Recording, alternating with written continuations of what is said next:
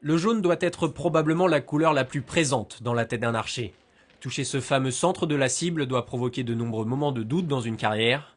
Membre de l'équipe de France au début des années 2000, l'expérience de Sandrine Varlet lui permet d'appréhender le pas de tir plus sereinement dans un sport où l'aspect mental est primordial. Il faut rester bien concentré, c'est vrai que ça dure à peu près 3 heures la compétition. Donc il faut savoir rester concentré au bon moment et être régulier dans sa concentration et dans son tir. Mais sinon oui, le stress monte plus lors des matchs, lors des duels éliminatoires. La tension de l'arc peut créer quelques tremblements. Il faut donc avoir une confiance en soi inébranlable pour tirer la flèche au bon moment sans être obsédé par le mille. La mécanique doit être parfaitement huilée de façon à ce que le lâcher de flèche devienne quasiment artistique. Si on pense au centre de la cible, on ne le fait pas.